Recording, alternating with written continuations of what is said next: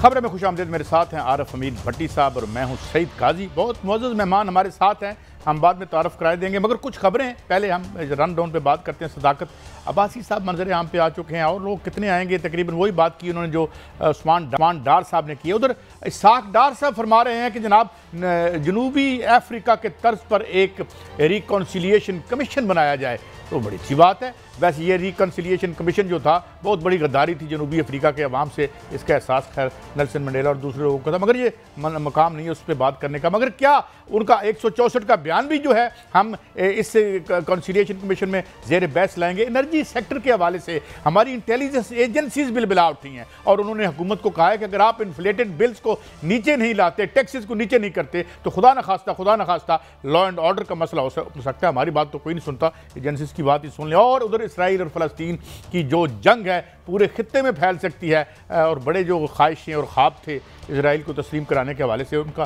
सिलसिला क्या होगा। मगर बड़ी साहब हमारे साथ मौजूद हैं, नदीम अफजल चांद साहब जो कि PPP के बहुत अहम लीडर हैं और हम दुआ गो भी हैं उनके वालिद साहब के लिए। हाजी अफजल चंद साहब की सुने तबीयत नासाज थी, अल्लाह ताला उन्हें सेहत कामिला अता फरमाए, उनसे बात करेंगे। सेनेटर हुमायूं मोहम्मद साहब हैं PTI के, उनसे बात होगी। और मादाम सायरा बानो GDA से हमारे साथ हैं। मगर मैं ज़रा नदीम अफजल चंद साहब से हमारी बेतकल्फ़ी भी है, मैं थोड़ा सा सवाल आज लाइटर वेन में करूँगा। नदीम अफजल चंद साहब, हजूर 2008 के इलेक्शन में 22 रुपये पर वोटर लगा था, अब 508 रुपये पर वोटर लगेगा।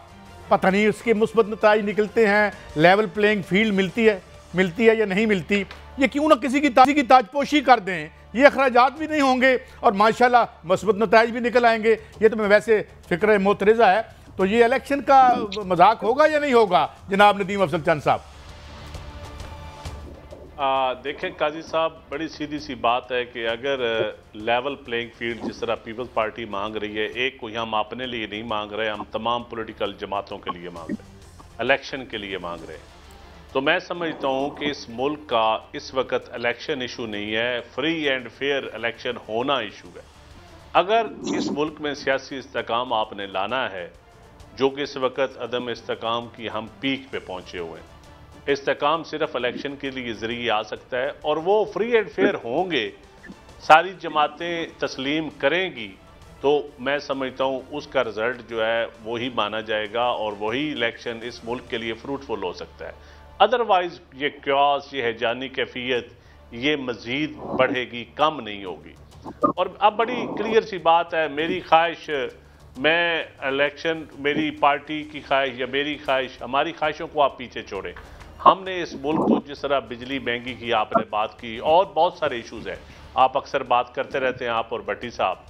अब वो सारे इश्यूज़ आपने कैसे हल करने हैं? एक इलेक्टेड हुकूमत ठीक कर सकती है, एक सेलेक्टेड हुकूमत नहीं ठीक कर सकती। जहाँ तक आपने खर्चे की बात की है, खर्चा मैं समझता हूँ अगर एक डेमोक्रेसी की तरफ, हम क्वालिटी ऑफ डेमोक्रेसी की तरफ चले जाएँ, एक बेहतर जमहूरियत आवाम को दें, जमहूर को एक अच्छी हुक्मरानी दें, एक गुड गवर्नेंस दें, तो ये खर्चे मैटर नहीं करते। ये खर्चे कौमें फिर बर्दाश्त भी कर लेती हैं। लेकिन अगर आपने सिर्फ अशराफिया को तकवीयत देनी है, चंद लोगों ने मौजें करनी है, तो फिर आप 50 रुपये खर्चा भी अवाम अफोर्ड नहीं कर सकते इस वक्त। जी, बिस्मिल्लाहिर्रहमानिर्रहीम। नदीम अफजल चंद साहब, मेरा नाम आरिफ हमीद भट्टी है, मैं लाहौर में एक गुमनाम सा रिपोर्टर हूँ। मैंने आज रनडाउन गया भाड़ में, साफत गई भाड़ में, उसकी तो तदफीन हो गई, वो निसार उस्मानी साथ ले गए। जो जुल्म सितम आपकी ये सिलेक्टेड और निगरान हुकूमत कर रही है, मैं तीनों से सवाल कर रहा हूँ, सियासी जमातें छोड़ दें, डू यू थिंक आप तीनों पॉलिटिशियन काबिल एहतराम समझ रहे हैं कि लेवल फील्डिंग है, इंसानी हकूक की पामाली नहीं हो रही? एक पार्टी जिसको मुस्लिम लीग नून लीग कहते हैं, उसके लिए पीपल्स पार्टी के लिए, जमात इस्लामी के लिए, तहरीक इंसाफ के लिए, GDA के लिए बिल्कुल लेवल फील्डिंग है। कानून कहीं नहीं झुक रहा, हम सब अंधे हैं। देखें भट्टी साहब, मैं आपके जज्बात की, आपकी राय की कदर करता हूँ। जहाँ तक आपने सवाल किया है, मैं इस वक्त पूरी कौम देख रही होती है और बिल्कुल मैं ये कहूँ कि इस मुल्क में इंसानी हकूक़ कोई आइडियल है नहीं है, लोगों के साथ ज़्यादतियाँ भी हो रही हैं और हर दौर में होती रही हैं। पीपल्स पार्टी ने एक लंबी दास्तान है पीपल्स पार्टी की ज़्यादतियों को बर्दाश्त करने की, और बिल्कुल अदल नहीं है। अदल होना चाहिए, इस पे कोई दूसरी राय नहीं है। अब मैं बाकी रहेगी लेवल प्लेइंग फील्ड की। मेरे ख्याल इस वक्त सिर्फ नून लीग के लिए एक लाडले की हैसियत उनको दी जा रही है। बाकी या मौलाना फजल रहमान साहब की जिस तरह हुकूमत है KPK में, उनका गवर्नर है, वो पावर एंजॉय कर रहे हैं। बाकी तो सारे खुडे लेने लगे हुए हैं। हुमायूं साहब, यही सवाल आपके गोशगुजार। देखिए भट्टी साहब, इस तरह है कि माजरत के साथ जितना नुकसान डेमोक्रेसी को पिछले 1.5 साल में जानते हुए या ना जानते हुए मेरी नज़र में पीपल्स पार्टी ने पहुंचाया है। आई एम सॉरी टू से कि इन लोगों को या तो बिल्कुल ही इल्म नहीं था कि जब ये सारे वो बिल पास कर रहे थे जिनमें इन्हीं के लोग सेनेट में उसके बिल की कॉपियां फाड़ रहे थे, और वहाँ पे ये पास हो रहे थे बग़ैर किसी मतलब यूनानिमसली पास हो रहे थे नेशनल असेंबली से। वो बिल कौन से हैं? वो बिल वो हैं जो एम्पावर करती है एक सेलेक्टेड गवर्नमेंट को कि वो अपनी डीलिंग कर ले। मानता हूं कि ये लोग कह रहे थे कि सितंबर अक्टूबर में एक ऐसा टाइम आएगा कि जिसमें हुकूमत नहीं होगी, और उस दौरान में एक इम्पॉर्टेंट चीज़ है जो वर्ल्ड बैंक के साथ या किसी के साथ था, उसको आप वन टाइम प्रोटेक्शन दे सकते थे। लेकिन आपने उनको एक ऐसा बिल दे दिया जो एम्पावर कर दिया है कि हर किस्म के फाइनेंशियल डील्स वो कर सकते हैं विद दोज इंस्टीट्यूशंस। नंबर 2, इन्होंने ऐसे बिल पास कर दिए कि जो बैलेंस ऑफ पावर था आपके कॉन्स्टिट्यूशन में, कि जो between the institution of election commission और एक किस्म के पार्लियामेंटेरियन जो कि सदर साहब हैं, उनको बैलेंस करती थी कि वो आपस में मशवरा लेकर एक चीज़ अनाउंस कर सकते थे, या उनके दरमियान में एक बैलेंस ऑफ पावर रहता था। वो इन लोगों ने बैलेंस ऑफ पावर शिफ्ट कर दिया है टूवर्ड्स दी इलेक्शन कमीशन। और इलेक्शन कमीशन ये जानते हुए कि इलेक्शन कमीशन का पिछला जो तकरीबन 8-9 महीनों से, साल से जो रोल है वो बायस्ड है, चाहे वो इनके हक में बायस्ड है या हमारे खिलाफ बायस्ड है, वो बायस्ड था। तीसरा, इन्होंने वो बिल पास करवाए हैं कि जिसके जरिए, जैसे आपने कहा है कि इंसानी हुकूक और वो सारी चीज़ें, उसमें एक MPO के तहत, दूसरे के तहत, तीसरे के तहत एक बंदे को बेल मिलती है, वो हटे, दूसरे में हो जाए, दूसरे के बाद तीसरे में। आप सोच सकते हैं कि 200 केसेस किसी शख्स पे हो? क्या ये 200 केसेस ये लोग समझते हैं कि ये जायज़ है? और ख़ास तौर पे वो पॉलिटिकल पार्टी जिन्होंने अपने 2 लीडर इसी तरह की चीज़ों में खोए हुए हों। मतलब मैं ये समझने से कासिर हूँ। और वहाँ पे इनके जो सेनेट में जो लोग थे वो हमारे साथ पूरी तरह थे, और मैं बाखुदा कहता हूँ कि वो कहते थे कि अनफॉर्चुनेटली हम पार्टी पॉलिसी की वजह से हमारे हाथ बंधे हुए हैं। और वहाँ पे तो आपने देखा है रज़ा रब्बानी साहब ने कौन सी जुल्फ़िकार अली भुट्टो साहब की जो वो तकरीर थी जो उन्होंने UN में की थी, उसको कॉपी करते हुए उन्होंने कहा था कि मैं तो ये फाड़ रहा हूँ, मैं तो समझा था मैं सेनेट में मुझे लेकर आए कि हम कोई अच्छी कानून साजी करेंगे, यहाँ पे तो हमें रबर स्टैंप बना दिया है। तो अगर आज कोई ये कहे कि भाई फलानी चीज़ें, तो I am sorry with due respect, लेकिन मैं पाकिस्तान मुस्लिम लीग नून या खून या जो भी है, मैं गुजारिश है, मैं मैडम सायरा की तरफ आ जाता हूं। मैं किसी एक जमात की बात नहीं कर रहा। जो इंसानी हकूक की पामाली मुझे 32 सालों में अब है, साडा तो मुझे ऐसे लगता है इस मुल्क में आइन और कानून तलाशे गुमशुदा है। सानू नहर वाले पुल उत्ते बुला के हो रहे आइन कितने रह गया। सायरा साहब आप बताए, सहाफत हो या पॉलिटिशियन हो, क्या वो अपना इजहार राय का हक जो उन्हें आइन देता है वो इस्तेमाल कर रहे हैं हम सब लोग ईमानदारी से, या किया देने जा रहा है? अस्सलाम वालेकुम। नहीं जी, बिल्कुल नहीं कर रहे। जैसे आपने कहा था सहाफत का तो नाम ही मत लीजिए, कि जो चंद किरदार हैं और उन्होंने उस सहाफत को, वो कहते हैं ना कि जो हाल किया है कि अब तो इस पर कोई बात करने को भी दिल नहीं करता। और बाकी ये जो हालात जिस नहज पे पहुंचे हैं भट्टी साहब, इसमें सबका ही किरदार है, सभी का हाथ है। उससे पहले भी ये चंद साहब भी बात कर रहे थे, मोहम्मद साहब बात कर रहे हैं, कुछ आप इलेक्शन के हवाले से बात कर रहे हैं। देखिए आइन और कानून कहाँ पर है? नहीं है यहाँ पर आइन और कानून। अदालतें आपकी आजाद हैं। अदालत जज एक ऑर्डर करता है और उसको मानने वाला कोई नहीं होता, कि जज भी मजबूर होकर कहता है कि भैया तू प्रेस कॉन्फ्रेंस कर ले, तेरी जान छूट जाएगी आप दीदा होकर। आजकल तो आपने जितनी टिकटॉक देखनी आप इन अदालतों में देख रहे हैं कि जहां पर वो फिक्रेबाजी और कह के और वो पॉइंट से निकलते हैं जिसपे आपकी एक टिकटॉक बन सकती है या सोशल मीडिया पे वायरल हो सकता है। इंसाफ कानून उदे विचकार कितने भी नहीं है। और बाकी ये इलेक्शन लेकर क्या करेंगे? क्योंकि जमहूरियत पहले मुझे बताए ना, जमहूरियत की डेफिनेशन बता दे। क्या ये जमातें भी जमहूरियत का मतलब इनको पता है? कि ये आज भट्टी साहब मेरे बावर्ची और ड्राइवर में लड़ाई हो गई। वो बावर्ची ने कहा कि ये किचन में आता है और मेरे काम में टांग अड़ाता है। बड़ी मुश्किल है, मैंने इनको तस्फिया करवाया कि भाई तू बाहर ही रहे, तू उसके काम में दखल ना दे।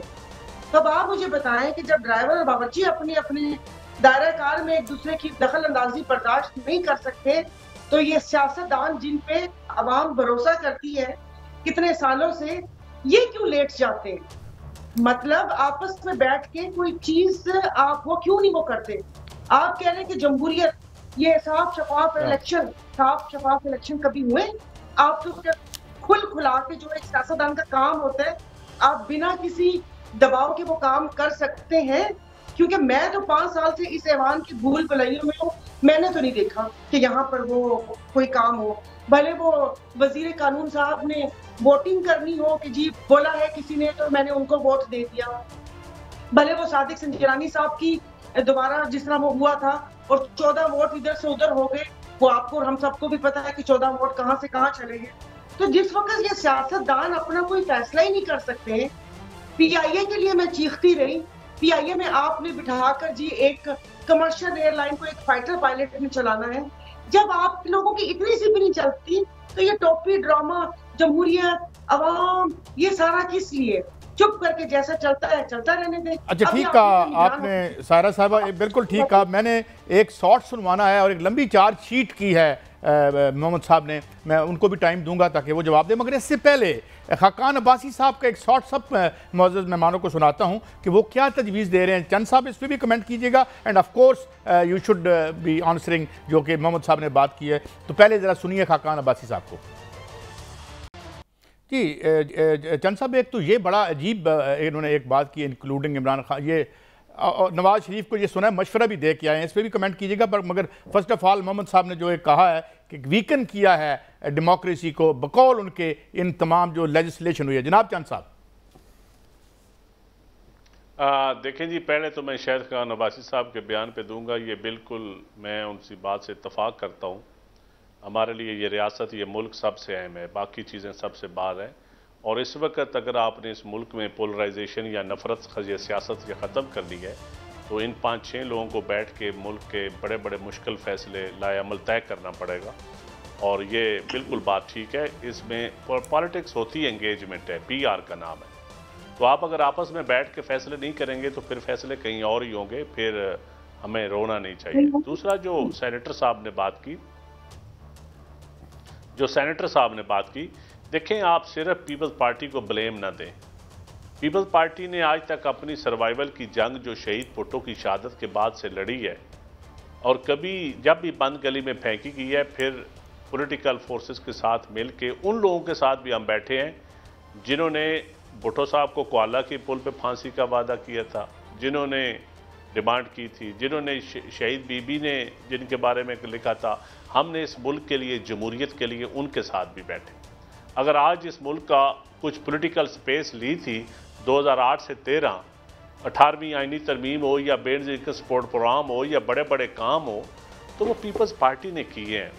अगर आप सिर्फ चंद कानून साजियाँ हुई हैं, मैं समझता हूँ ये गैर ज़रूरी थी। ये मैं आपसे इत्तफाक करता हूँ कि डिबेट होनी चाहिए थी। रबड़ स्टैंप कभी भी कानून साजी मुल्क के लिए या पार्टियों के लिए अच्छी नहीं होती। लेकिन आप पूरी पीपल्स पार्टी पे वो ये ब्लेम दे देना कि हर चीज़ की जिम्मेदारी, आज लेवल प्लेइंग फील्ड कौन सी जमात मांग रही है सिवाय पीपल्स पार्टी के? कि आज पीपल्स पार्टी डिमांड नहीं कर रही, खुल के डिमांड नहीं इलेक्शन की कर रही। इससे पहले बिलावल साहब ने खान साहब को मशवरा नहीं दिया था कि आप आए, सियासत को अभी भी मौका है, सियासत को शिद्दत से पीछे करें, तशद्दुद से हटाएं। क्या ज़रूरत थी तशद्दुद की? जब एक जमात पीटीआई के लोग जब पॉलिटिक्स में कहें कि हमारे भी चीफ के साथ बैठना चाहते हैं, हमारी मर्जी का डीजीआई हो, हमारी मर्जी का चीफ हो, तो फिर सब ठीक है, हम पॉलिटिकल इंजीनियरिंग करें तो ठीक है। तो फिर जब आप अपने लिए पॉलिटिकल इंजीनियरिंग को आइडियल समझते हैं तो फिर दूसरे अपने लिए समझते हैं।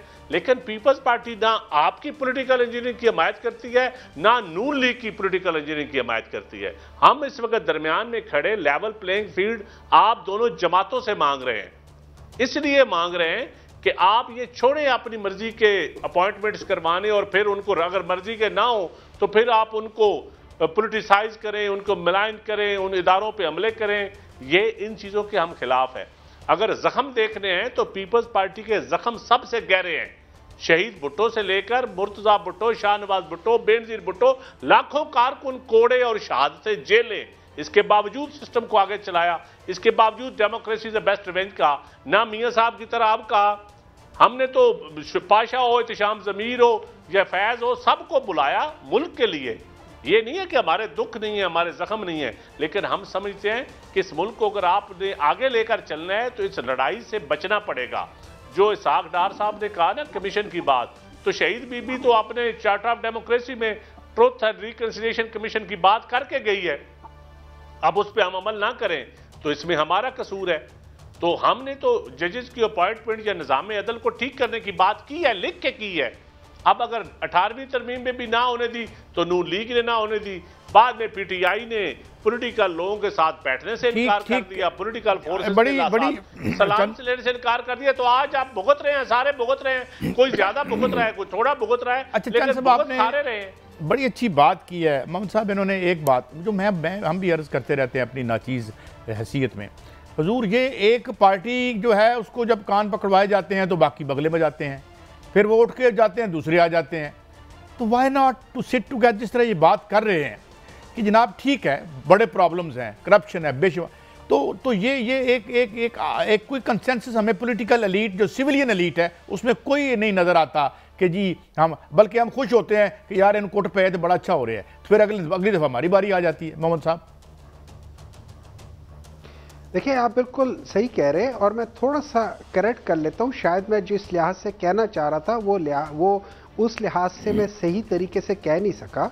मैंने इनकी पाकिस्तान पीपल्स पार्टी को इसलिए ब्लेम या उनके ऊपर जिम्मेदारी ज़्यादा डाली है कि वो सबसे ज़्यादा मैच्योर और हमेशा पॉलिटिक्स और प्लस 1973 का आइन उनकी पॉलिटिकल पार्टी ने किया, और फिर बीबी की एक बहुत बड़ी जद्दोजहद थी, एक पॉलिटिकल स्ट्रगल थी। मैं पाकिस्तान मुस्लिम लीग नून से या मौलाना फजलुर रहमान की पार्टी से ये कभी एक्सपेक्ट कर ही नहीं सकता, और उनसे गिला भी नहीं है, क्योंकि ना तो वो पॉलिटिकली कोई बहुत बड़े वो है, और पाकिस्तान मुस्लिम लीग नून का तो पूरा, जब वो चाहे वो 1985 में हो नॉन पार्टी बेसिस पे आए थे, उसके बाद 1990 में फंडिंग लेकर आए थे, 1996 में अगेन उसी तरीके से आए थे, 2013 में फिर ये मैन्यूवरिंग करके आए थे। तो आज तक उनका तो थ्रू प्रॉपर चैनल तो वो कभी आए नहीं है, तो इसलिए उनसे गिला नहीं बनता। गिला उनसे बनता है जिनको आप समझते हैं कि उनका कद काठ इतना बड़ा है कि वो ये चीज़ कर सकते हैं, उसके बावजूद अगर ना करे तो फिर गिला बनता है। ठीक है, वो उस लिहाज से करा। तो अब बात आ जाती है फ्यूचर। देखिए, इस मुल्क का फ्यूचर सिर्फ और सिर्फ पॉलिटिकल है, और उसकी वजह क्या है? वजह यह है कि अगर आप आसपास, जिसको हम एविडेंस बेस्ड डिसीजन कहते हैं, आप आसपास जितने मुल्क हैं जो हमारे साथ, हमारे बाद या हमसे ज़रा पहले आज़ाद हुए थे, उनके अंदर और पाकिस्तान के अंदर देख लें कि फ़र्क क्या है। इसके बावजूद कि पाकिस्तान को अल्लाह ताला ने इतनी ज़्यादा, एक तो इंटेलेक्ट, बहुत सियाणे लोग हैं, अनफॉर्चुनेटली गलत तरफ अपनी सोच इस्तेमाल करते हैं। नंबर 2, अल्लाह ताला ने पाकिस्तान को बदजरा कमाल चीजें दी हुई हैं, आपकी सोच होगी क्या, लेकिन हम उसका कितना सही इस्तेमाल कर रहे हैं, कितना गलत इस्तेमाल कर रहे हैं, हम लोग कितने मिलावट करते हैं, हम लोग कितना झूठ बोलते हैं, वो चीजें हमारे अंदर आई हुई है। इस वजह से उसको आगे जाने का तरीका सिर्फ एक है कि political parties and only political parties, उनको आपस में यह तय करना होगा कि हमने एक दूसरे की टांग नहीं खींचनी। लेकिन इसके साथ जो सबसे इंपॉर्टेंट चीज है और जो आजकल आप सुबह रोजाना देखते हैं, एक बहुत लंबा वो है सुप्रीम कोर्ट। अब उसमें वो कहते हैं प्रोसीजर और वो जो क्या कहते हैं उनका जो चल रहा है, देखिए सिंपल सी बात है, उस एक्ट के अंदर या उस के अंदर दो चीजें हैं। एक, उन्होंने खुद ठीक करना है, वो खुद आज बैठे हुए हैं, 15-16 बंदे बैठे हुए हैं, वो आज कहते कि यार आज के बाद ये हम लोग नया 1980 का जो रूल्स है वो चेंज करके ये कर ले। दूसरी चीज आ जाती है 184, जो आर्टिकल 184 के लिहाज से आप वो करते हैं, डू इट बाय 2/3 मेजॉरिटी, बात खत्म हो जाती है। और हमारे जब तक हमारा अदल और इंसाफ नहीं होगा आप कुछ नहीं कर सकते। अदल और इंसाफ के बगैर पाकिस्तान चल ही नहीं सकता, चाहे पॉलिटिशियन उल्टा। मैं गुजारिश करूं, पाकिस्तान में अदल और इंसाफ को खुदा के वास्ते ना आने दे, उसे मार देंगे चंद लोग। अल्लाह का वास्ता ना आने दे। उस अदल और इंसाफ से आपकी क्या दुश्मनी है? इस मुल्क में अदल और इंसाफ मांग रहे हैं। अच्छा, आप सवाल कर रहे थे सारा साहबा। गुजारिश ये है कि मैंने चारों सूबों के सेक्रेटरी इंटीरियर से मांगा किस किस जमात के खिलाफ कितने कितने पर्चे हुए हैं और कितने लोग गिरफ्तार हैं। मुझे तो अजीब से फिगर मिले हैं। तो क्या इन हालात में साफ शफाफ इलेक्शन? कल गालबन वजीर आजम पाकिस्तान मिले, एक जमात के लीडर को बुरा भला कहते रहे और कहते रहे मुझे नहीं पता कि इलेक्शन कब होने हैं। तो do you think election time पे होंगे तो साफ शफाफ होंगे? सुना है रिजल्ट बन भी गया हुआ। आखिरी बात क्या कही आपने? मैंने कहा कि सुना है कि रिजल्ट बन भी गया हुआ है। और साथ में एक छोटी सी मिसाल, अभी इन्होंने कहा मैं कुछ दारों के बारे में बात नहीं करूंगा, किसी ने कहा वो घोड़ा बड़ा खूबसूरत है, कितना जवान है, क्या बात है, इतना खूबसूरत है घोड़ा। हम दारों की मिसालें देते हैं ना, किसी ने कहा चल के तो दिखा, वो लंगड़ा रहा था। उसने कहा बेवकूफ आदमी, घोड़े की खूबसूरती और जवानी नहीं उसकी चाल देखते हैं, हमें देखने के हमारे अदारे क्या डिलीवर कर रहे हैं। एनीवे, सवाल आपसे था। बिल्कुल सही कह रहे हैं। साफ शफाफ इलेक्शन अगर कोई कहता है तो वो एक दीवाने का ख्वाब तो हो सकता है। यहाँ पर तो वो कह रहे हैं कि पूरी, आपने बिल्कुल सही बोला कि रिजल्ट भी आ चुका है कि किस पार्टी को किस पलड़े में बिठाना है, किसको आंकना है और किस पार्टी को हमने सेंटर में लेकर आना है। तो आप मुझे बताएं कि फिर ये सियासतदान फिर जमहूरियत की बातें कर रहे हैं, फिर कह रहे हैं वोट को इज्जत दो। इज्जत हालांकि ये किसी और चीज को देते हैं। तो मुझे बताएं, अभी चंद साहब ने या मोहम्मद साहब किसी ने कहा ये मुल्क चलाने के लिए क्या बोला कि पॉलिटिकल फ्यूचर होना चाहिए, और ये भाई सीधी बात है, मुझे तो भरोसा ही नहीं है।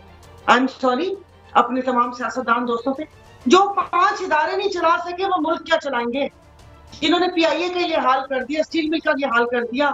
आपने अपना वो क्या कहने के यहाँ पर मैरी टाइम अफेयर्स, आपने अपने ये जो जितने भी बर्थ हैं ये आपने इसको लीज पे दे दिया, आपने एयरपोर्ट आउटसोर्स कर दिए। और अभी जो वो एक उर्तुगल गाजी जहाद करके आएंगे और आप और हम इस्तकबाल के लिए जाएंगे, और जिस इस्तकबाल के लिए जबरदस्ती लोगों को लेकर जाएंगे, वो आ रहे हैं जी रेकोडेक के अपने शेयर सऊदी अरब को देने के लिए। जो तो सारा कुछ उसी लीज से देना है, बेचना है, तो क्या इलेक्शन, क्या इक़्तिदार में आके आपने अवाम को देना है? हर इदारा तबाह कर दिया और ये भी पता है कि उस तबाही के पीछे बहुत सारे लोगों का हाथ है। हम हमें आपको और मुझे बेवकूफ बनाते रहते हैं और फिर हम लोग ऐसे करके बातें करते रहते हैं। कोई इलेक्शन नहीं होना, ये तराजू के पलड़े बराबर जी कर रहे हैं। जिसकी डील हो गई फाइनल, जिसकी डील होगी मसनद पे वही बैठेगा। और ये बाकी जो सर, मैं तो अपनी पार्टी के लिए मैं बोलती हूँ कि आज जो यहाँ पर JUI और जो सीट एडजस्टमेंट और बातें सुन रही है, JUI और MQM में थे किसी के पलड़े नाच के बैठ जाना थे, 80 कले रह जाने। तो यहाँ पर पसंद ना पसंद ही है कि आपका तारा कौन है।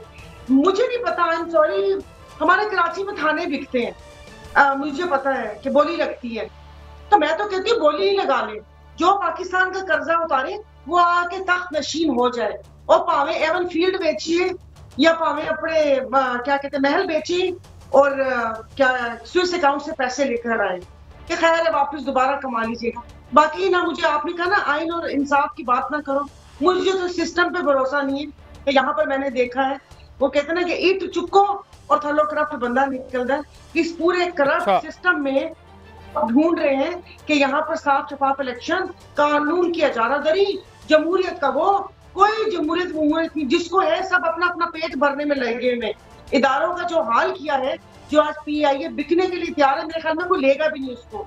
जो रेलवे का हाल है वो तो और बाकी सब चीजें एक बैंक तो हमने 10 रुपए में भी बेचा था, लेकिन मैं NLC प्राप्त किया। जी सारा साहब, बहरहाल हमें आपसे ही पूछना है, आपको नहीं सोल्यूशन लाना है, आप पॉलिटिकल लीडरशिप है हमारी, हम तो किसी और से उम्मीद नहीं लगा सकते। लेकिन मैं एक चीज़ सुनवाना चाहता हूँ आपको। मैं एक और खकान अब्बासी साहब का मैं बहुत फ़ैन हूँ, बहुत वो जो है, और नदीम अफजल चंद साहब की तरह फैन लेट हुए, गर्मी जा रहे हैं, फैन हो गया, पिछले महीने रहते नहीं, मतलब वो अपनी ओपिनियन जो तारक आज हमारे भाई नदीम अफजल चंद फार्म में नहीं है, नहीं बड़ी फार्म में है, उन्होंने बड़ा अच्छा अपनी पार्टी को उन्होंने अच्छा डिफेंड किया। मगर मैं एक शॉर्ट सुनवाता हूँ शायद खकान अब्बासी साहब का, और फिर बारी बारी सबसे टेक लेते हैं। सुनाएं जी। चलें, अब पता नहीं, ये तो मुझे कुछ की ज़्यादा समझ नहीं आई, और मेरी दुआ है कि आपको भी ज़्यादा समझ ना आई हो। लेकिन चलें, अपना चंद साहब ये कह रहे हैं गुड, ये अब ये प्राइम मिनिस्टर रहे हैं उनके प्लेटफॉर्म से, उनकी पार्टी से, तो ये जो सिलसिला है ये फिर इसी तरह कंटिन्यू करता नज़र आता है चंद साहब। देखिए, मैं समझता हूँ कि काजी साहब जो अभी सहरा बीबी ने बात की है, आप और भट्टी साहब बड़े प्रो पॉलिटिशियन हमेशा रहे हैं, डेमोक्रेसी रहे हैं। देखिए, ये जो इस मुल्क के साथ खिलवाड़ हुआ है, इसके सिर्फ जिम्मेदार सियासतदान नहीं है, माजरत के साथ। और दूसरा, मैं उन लोगों को सियासतदान भी नहीं समझता। मेरी बात जो देखिए, आपने अयूब का दौर 11 साल, मुशर्रफ का, ज़ियाउल हक का, ये भी जमा कर ले, शौकत अजीज़ का दौर भी जमा कर ले। आप ऐसे लोगों को भी सियासतदान समझते हैं कि जो हर वक्त किसी गेट नंबर 4 की तरफ देख रहे होते हैं और अपनी मर्जी की हुकूमतों में आ जाते हैं, मर्जी की वजारतें ले लेते हैं। मैं उनको सियासतदान नहीं समझता। वो अच्छे टेक्नोक्रेट तो हो सकते हैं, लेकिन सियासतदान वही होता है जो अवाम की में से हो के आया हो, अवाम की पैदावार हो, किसी और की पैदावार ना हो। अब सारों की जिम्मेदारी सियासतदानों पे ना डालें। और दूसरा, देखें, हमने जितना भी खिलवाड़ हुआ है, भट्टी साहब की जो सफोकेशन है, फ्रस्ट्रेशन है, उसकी मैं बिल्कुल तईद करता हूँ कि अवाम बिल्कुल बेजार है, अदल इंसाफ नहीं है। अब दो ही तरीके हैं, या पर्ची या बर्ची। हम पर्ची वाले हैं, हम बर्ची वाले नहीं हैं। अगर पर्ची के जरिए लाना है तो हमने यही डिमांड करनी है, हमने बैठ के डिबेट ही करनी है, हमने निशानदेही करनी है, और इंशाअल्लाह ताला ये सियासतदान ही करेंगे। और मैं समझता हूं कि क्वालिटी ऑफ डेमोक्रेसी की तरफ हम जा रहे हैं। क्वालिटी ऑफ डेमोक्रेसी ठीक होगी, डेमोक्रेसी अच्छी होगी, तो यकीनन ये इदारे ये सब ठीक हो जाएंगे। और ये जो मदाखलत हो रही है, जो इंसानी हकूक़ की पामाली है, बलोचिस्तान में कब से हो रही है, KPK में कब से हो रही है, फाटा में हम चंद लोग थे जो बोलते थे, अब पंजाब में भी हो रही है, यकीनन हो रही है। अब मैं समझता हूं कि सारे बोलना इसलिए शुरू हो गए कि हर गली में, हर दूसरे शहर में नदीम अफजल साहब अदब एहतराम से आप जैसे साहिब इल्म को रोकना, तूफान को रोकने के मुतरादिफ है। मैं कमजोर आदमी हूँ, रेत की दीवारों का। साहब आपने सवाल पूछा क्या था? मैं सवाल ये पूछ रहा हूँ, मैं दोबारा से सवाल कर देता हूँ कि एक तरफ तो हम कहते हैं कि जनाब बाजवा साहब का एहतसाब करो, जनाब फैज़ हमीद साहब का भी एहतसाब करो, गालबन उनको नोटिस भी सर्व कर दिया है इस्लामाबाद हाई कोर्ट ने। मेरे सब अपने दोस्तों बहनों भाई साहब घुटनों का हाथ किनका, मैं वो पूछ रहा हूँ। आज मैं जाना चाहता हूँ कराची, मुझे ले जाते हैं ये वागे। यार ये मैं एक बात जरा सिंबॉलिकली कर देता हूँ मोहम्मद साहब, ये हम घुटनों को छोड़ते हैं तो गिरबान पकड़ लेते हैं, ये फिर लपड़ पड़ता है, फिर घुटनों में आ जाते हैं। तो मेरे ख्याल में कोई रीथिंकिंग और रीविजिट करने की ज़रूरत है। मैं आपके लीडर के हवाले से नहीं कह रहा, वो तो बड़े एडमेंट हैं और कम अज़ कम हम उनके नजरियाती साथी नहीं हैं, मगर फिर भी इस बात की उनकी तारीफ करते हैं कि how he is facing this situation. जी मोहम्मद साहब, घुटनों को लोगों ने हाथ लगाए हैं, बिल्कुल लगाए हैं, ये तारीखी हकीकत है। और मैं समझता हूं कि जब बाजवा साहब को पॉलिटिकल पार्टीज ने एक्सटेंशन दे दी, अब उसके बाद नून लीग ये जो डिमांड कर रही है वोट को इज्जत दो का बयानिया, तो उसी दिन खत्म हो गया। अब ये फैज़ का या बाजवा साहब के एहतसाब का ना हमारा सिस्टम, ना हमारा निज़ाम ये बोझ उठा सकता है ताकतवरों के एहतसाब का, और ना ये उनका बयानिया ईमानदारी की बुनियाद पर मबनी है। उनका ये बयानिया डील की बुनियाद पे, उनके बयानिए से मियां शहबाज शरीफ साहब जो उनके पार्टी के सदर हैं वो इत्तेफाक नहीं करते, आप और मैं कैसे एतबार कर ले? अच्छा, मैं अभी अभी आखिरी थोड़ा सा वक्त कम है मोहम्मद साहब, मैं आपसे कुछ कमेंट ये चाहूंगा। अच्छा, कि जी मोहम्मद साहब, आपका टेक इस पर, ये जो कैपिचुलेट किया है, हमारी जो सिविलियन एलीट ने कैपिचुलेट कर दिया, इस पर आप क्या कहेंगे? देखिए, सिंपल सी बात यह है कि जब एक प्राइम मिनिस्टर के लेवल का बंदा एक डिगी में बैठ के मिलने जा रहा होगा तो वो अपने आप को पहले ही इतना नीचे गिरा देगा कि आप उससे क्या बात करेंगे, आप उस सोच के साथ क्या बात करेंगे जो अपने आप को ऑलरेडी एक मुलाजिम से भी नीचे की हैसियत से रख के लेकर जा रहा है। नंबर 2, मुझे समझ नहीं आई, मैं मानता हूं कि एक इंफॉर्मेशन ऐसी होनी चाहिए कि जो शायद प्राइवेट इंफॉर्मेशन होती है, लेकिन अगर किसी शख्स के टैक्स के रिकॉर्ड एक सहाफ़ी ने पब्लिक कर दिए तो कौन सी क़यामत आ गई? उस सहाफ़ी को क्यों उठा लिया गया? इस किस्म की चीज़ें आखिर कब तक होंगी, क्यों होंगी, कैसे होंगी? इसके लिए कौन कब कहां कैसे खड़ा होगा? जब तक हम ये सारी चीजें नहीं करेंगे, जब तक देखिए एक बात मोहम्मद साहब, आपकी बात आ गई। मैं चाहूंगा कि ये आखिरी लम्हे हैं, तो जी मोहतरमा, आप कभी इसी पर टेक, जो बात हमारे दो दोस्तों ने की है, सायरा बानो साहिबा, क्या बात की? ये जो बात कर रहे हैं कि कैपिचुलेट करना और डिगी, हम तो वैसे हर गरीब आदमी को और गाड़ी के हर हिस्से की इज्जत करते हैं, डिगी का भी एक मकाम है, लेकिन चले ये आपके सवाल से पहले मेमन साहब ने बड़ी खूबसूरत बात की। देखिए, डिगी में तो इंसान गया है। जब मुशर्रफ साहब गए, एक सियासी जमात थी, उनकी लीडर खातून थी, अल्लाह उनके दर्जात बुलंद करे, डिग्गी में हीरे जोहरात रख के लेके गए। ये गुनाहगार आंखों ने देखा है, हीरे जोहरात। मुझे साहब, अगर आखिरी बड़ी साहब समझते गए। जी कमेंट आपका। जी सायरा साहब, यहाँ ताकतवरों की गर्दन नहीं पकड़ सकते, फिर तो ऐसे हो जाएगा वैसे हो जाएगा। वो कहते हैं ना कि जो कौमें होती है वहां पर हुआ है, 60 साल बाद भी कब्र से निकाल के सजा दी गई है, तो फिर अगर उनकी गर्दन नहीं पकड़ी जा सकती तो फिर आप फिर मेरी भी तो ना पकड़े ना गर्दन, फिर हम भी क्या वो पानी नीवे पास से आंदा है।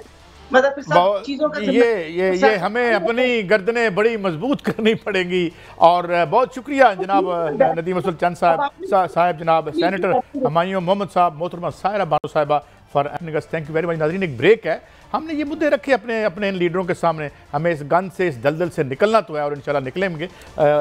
वापस आते हैं इजराइल फ़लस्तीन का मामला और एनर्जी सेक्टर के हवाले से हमारी प्रीमियम एजेंसीज ने भी आखिर तंग आके ये कहा है इस हुकूमत को कि इसका कुछ कर लें, क्योंकि ये है सबसे बड़ा सिक्योरिटी थ्रेट। ब्रेक के बाद हाजिर हो रहे हैं।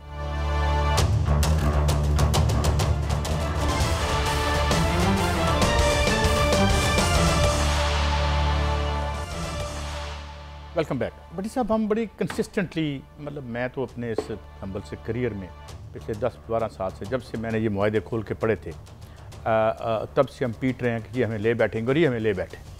आज मैं बड़ा हैरान हुआ, एक हमारे बड़े कौमी अखबार में, अंग्रेज़ी अखबार में, एडिटर्स पिक के नाम से, गालिबन घुमन साहब हैं हमारे, मुश्ताक घुमन साहब, उनकी स्टोरी है। वो स्टोरी ये है कि वो ये फरमाते हैं कि जनाब ये एजेंसीज ने जो रिपोर्ट सबमिट की है, एजेंसी का नाम तो नहीं लिया, ज़ाहिर है कोई प्रीमियर एजेंसी होगी, तो ये बिजनेस रिकॉर्डर की खबर है, ये आप देख रहे हैं, इन्फ्लेटेड बिल्स के नाम से इसका अक्स आप देख रहे हो। वो कह रहे हैं कि हजूर ये हमारी सिक्योरिटी को सबसे बड़ी थ्रेट है, और ये इसको अगर आपने ना किया, इसमें उन्होंने बाकायदा पॉइंट आउट किया है कि ये जो इजाफी चार्जेस लगा रहे हैं और ये जो 400 यूनिट्स तक का बिल है, इसमें से ये टैक्सेस में ना करें, ताकि लोग जो हैं उन्हें एक ब्रीदिंग स्पेस मिल सके। और जिस तरह मैं बड़ी साहब कल भी एक जगह पे बैठ के कह रहा था कि हजूर आपकी असल अपोजिशन ये है, ये बिजली के बिल हैं। तो अब फाइनली जो है हमारी एक एजेंसी ने भी हमें कह दिया और हमें बड़ी खुशी है कि उन्होंने भी ये बड़ी साहब कायद साहब, आप बादशाह आदमी हैं। 94 से जब से ये एग्रीमेंट हुए हैं आईपीटी के साथ, लोग कह रहे हैं पाकिस्तान दिवालिया हो जाएगा, इन्हें ना रोका। आज तक रोका किसी ने नहीं। आप कह रहे हैं कि इस मसले को हल कर दे। अगर ये हमारे हुक्मरान जो भी हैं मादी मेरे, इसको हल कर दें तो इनकी चोर बाजारियों की तरफ सारी निशानदेही करेंगे। गरीब आदमी को इतना भूख में, गुर्बत में, बिजली के बिल में, गैस के बिल में, किरायों में इतना गुलझा दिया गया कि वो अपने बेसिक फंडामेंटल राइट की बात ही ना कर सके। एक साजिश के तहत किया जा रहा है। खुदा ना हादसा ये इत्फाकन नहीं हुआ, हर रोज़ सैकड़ों प्रोग्राम होते हैं, आईपीपी लूट के खा गई। जहां बिल यूनिट 5-6 रुपये का होना चाहिए 70-80 रुपये चले गया। ना वहाँ इंडस्ट्री चलेगी, ना घर चलेगा, ना दुकान चलेगी, ना कारखाना चलेगा, तबाह हो जाएगा। क्या हो रहा है? वो अपना मकासद तो हासिल कर रहे हैं, ये रिपोर्ट्स आ गई, अच्छी बात है। क्या इस पे कोई कार्रवाई होगी? डू यू थिंक ये कब से आ रही हैं?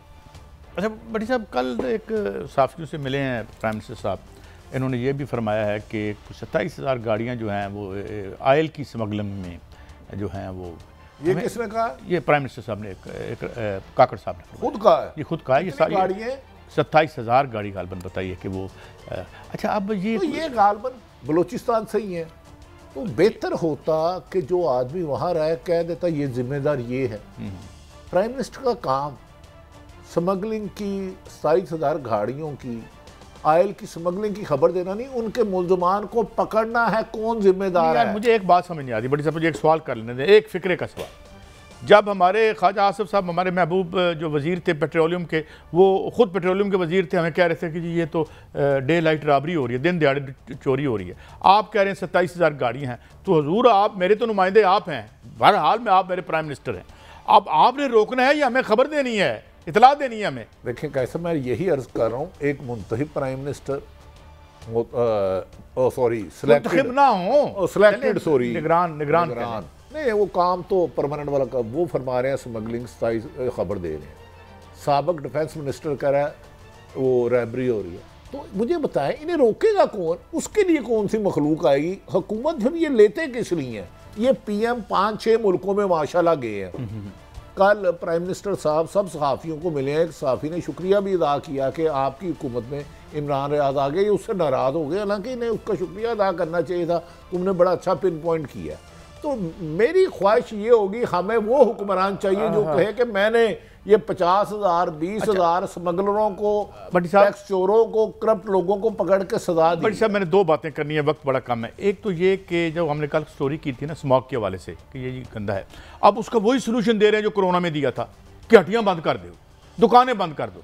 और भाई पोल्यूशन रोकने के लिए लॉन्ग टर्म काम करो। ये जो गाड़ियां गंदी है, गंदा धुआं निकालती है, उनको रोको। जो छावड़ी वाला बेचारा है, ये जो दुकान पे आता है, उसको भी आप बंद करेंगे? यानी ये हमेशा कोविड वाला वही काम करना चाहते हैं। और दूसरा मैं एक बात, और दूसरा मैं आपको एक शॉर्ट सुनवा के आपका टेक लेता हूँ, जल्दी सुनाएं जी।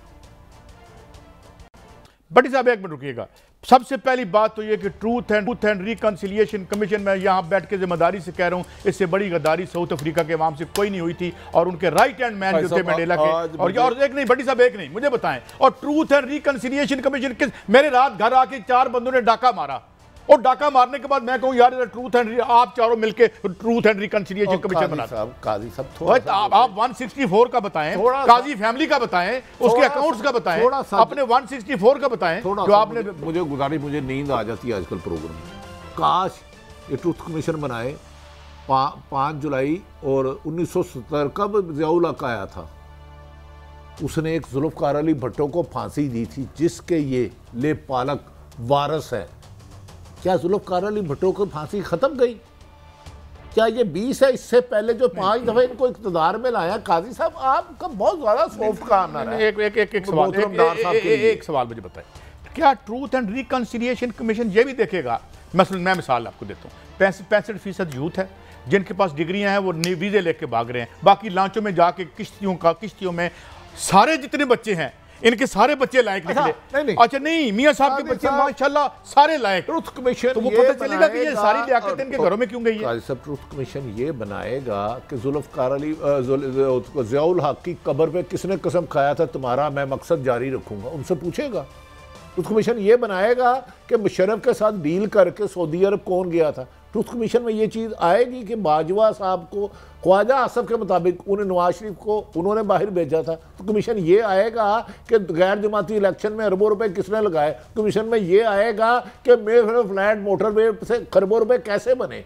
सारी जमातों का करे, और ये करेंगे। मुझे बता दें ये कर सकते हैं, चले मुझे आप बता दें। चले साहब मैं तो रिकंसिलिएशन कमीशन की अपनी जमानत कराओ, 50 करोड़ रुपए आप अपना ले गए हैं, मकान आपने बाजियाब करवा लिया है, केस आपने ख़त्म करवा लिए हैं, इंडाइटमेंट होते होते रह गई आपके लीडर शहबाज शरीफ साहब की, और वो प्राइम मिनिस्टर हाउस में चले गए। और कौन मानेगा आपकी बात? आपके जो है, और आपके नान और रोटियां और चरखे खाने कोई नहीं आता आपके उसमें। और ट्रूथ एंड रिकंसिलिएशन कमीशन, यहाँ इंसाफ होना चाहिए, और वो इंसाफ कैसे होगा इस मुल्क के अवाम खुद करेंगे। और उन्होंने क्या इंसाफ करना है जिसने इस मुल्क को उजाड़ दिया?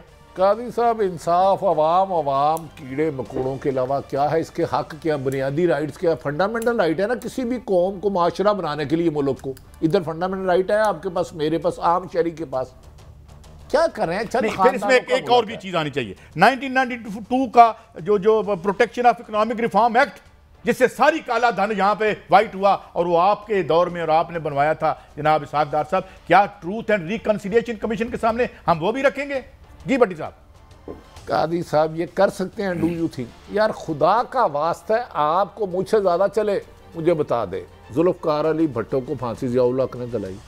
सियासतदान में कभी आज तक इन्होंने कहा है कि हमने जिसने जुल्फ़िकार अली भट्टो को फांसी दी उसका भी नाम लेंगे?